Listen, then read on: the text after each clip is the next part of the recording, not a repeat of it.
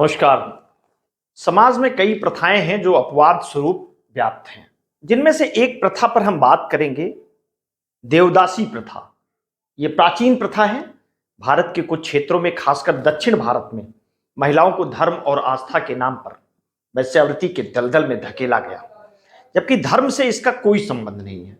सामाजिक पारिवारिक दबाव के चलते ये महिलाएं इस धार्मिक कुरीत का हिस्सा बनने को मजबूर हुई। देवदासी प्रथा के अंतर्गत कोई भी महिला धार्मिक स्थल में खुद को समर्पित करके देवता की सेवा करती थी, देवता को खुश करने के लिए मंदिरों में नाचती थी। इस प्रथा में शामिल महिलाओं के साथ धर्मस्थल के पुजारियों ने यह कहकर शारीरिक संबंध बनाना शुरू कर दिया कि इससे उनके और भगवान के बीच संपर्क स्थापित होता है। धीरे धीरे ये उनका अधिकार बन गया, जिसको सामाजिक स्वीकार्यता भी मिल गई।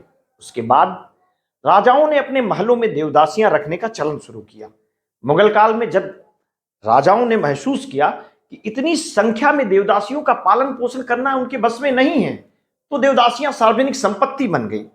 कर्नाटक के 10 और आंध्र प्रदेश के 14 जिलों में यह प्रथा अब भी बदस्तूर जारी है। देवदासी प्रथा को लेकर कई गैर सरकारी संगठन अपना विरोध समय समय पर दर्ज कराते रहे हैं। सामान्य सामाजिक अवधारणा में देवदासी ऐसी स्त्रियों को कहते हैं जिनका विवाह मंदिर या अन्य किसी धार्मिक प्रतिष्ठान से कर दिया जाता है।